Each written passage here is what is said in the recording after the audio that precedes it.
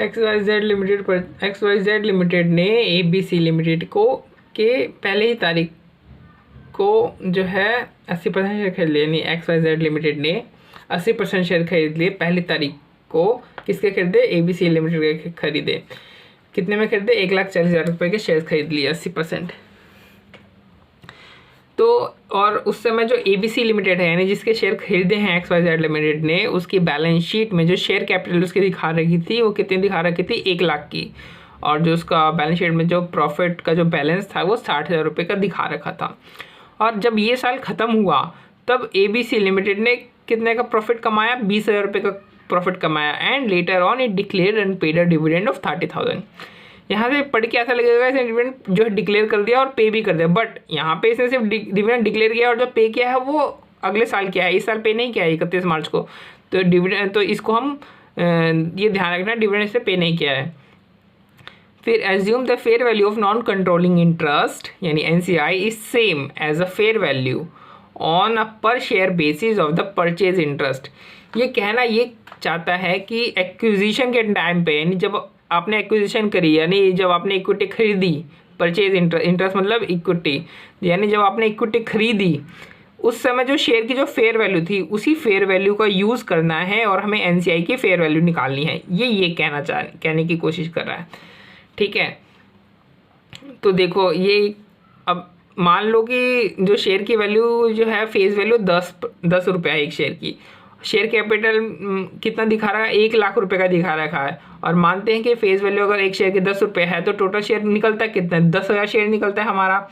10,000 share total निकला, यानी 10,000 का इसने कितना खरीदा? 80%, यानी कितना खरीदा इसने? 8,000 शेयर। और 8,000 शेयर के लिए पेमेंट कितनी करी? 1,40,000 की।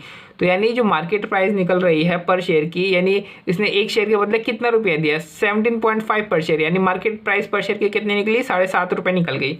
अब क्वेश्चन कह रहा है कि यही जो 17.5 रुपया है, 17.5 रुपये निकले ना, तो यही जो 17.5 रुपये है इसका यूज़ करेंगे हम NCI की फेयर वैल्यू को कैलकुलेट करने के लिए।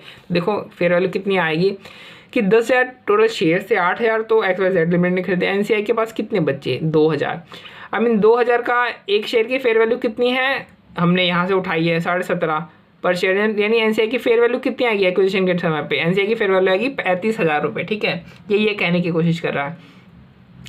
फिर कह रहा है कि जो नेट एसेट्स है उसकी जो फेयर वैल्यू है वो है 1.5 लाख रुपया। नेट एसेट्स की फेयर वैल्यू कितनी है? 1.5 लाख रुपया। अब देखो नेट एसेट्स की फेयर वैल्यू 1.5 लाख रुपया और जो नेट एसेट्स की कैरिंग वैल्यू वो कितनी है? वो है देखो 1 लाख प्लस 60,000, यानी 1,60,000 जो है वो नेट एसेट्स की क्या हुई? कैरिंग वैल्यू हो गई। क्योंकि नेट एसेट मतलब क्या होता है? 80 प्लस अदर इक्विटी, यानी share capital plus other equity. Other में शेयर कैपिटल और अदर इक्विटी का कितना हो रहा है? 1.5 लाख रुपया। जब फेयर वैल्यू कितनी है? 1,50,000 रुपये, यानी कैरिंग वैल्यू और फेयर वैल्यू दोनों में डिफरेंस है, ठीक है। अब इसमें हमें 2 चीज़ें के लिए बोला है। पहला तो कह रहा है कि जब हम डिविडेंड जिस समय पे करेंगे, यानी जिस समय डिविडेंड मिलेगा XYZ लिमिटेड को, जब ABC लिमिटेड पे करेगा उस समय जो XYZ लिमिटेड है वो अपनी बुक में उसकी क्या रिकॉर्ड करेगा? जर्नल एंट्री क्या होगी?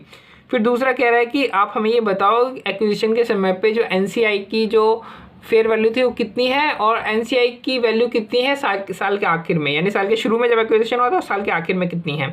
और कह रहा है एक्विजिशन डेट पे आपको जर्नल एंट्री भी पास करनी है।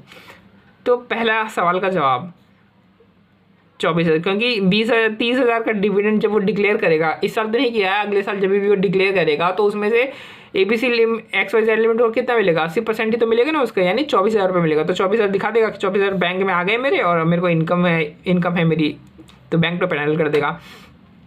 फिर दूसरा कह रहा है NCI का एक्विजिशन के समय पे क्या फेयर वैल्यू मतलब फेयर वैल्यू रही होगी, तो वो तो हमने ऑलरेडी निकाल रहे हैं यहाँ पे 17.5 रुपये पर share fair value into 2,000 share in 35,000 रुपये, ये हमारा निकल गया।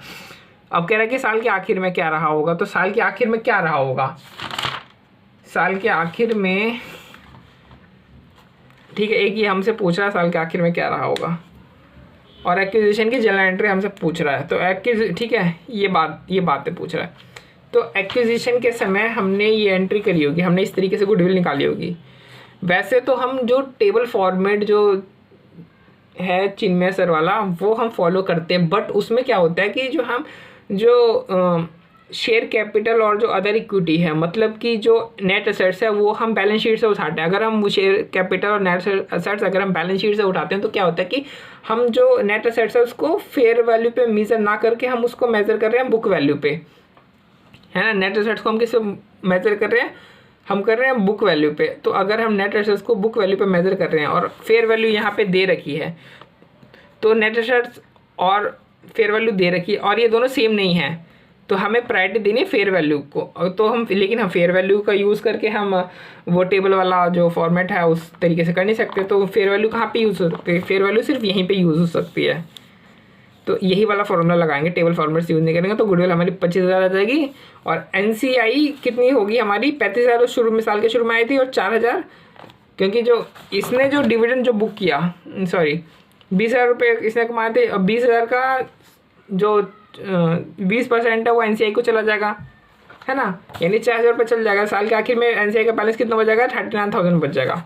यही है। और एक्विजिशन की एंट्री यही एक्विजिशन की एंट्री बन जाएगी। देखो यहाँ पे करिए ना, NA को डेबिट किया क्योंकि NA हमने एक्वायर किया है, PC पे किया है और NCI हमारी है नहीं।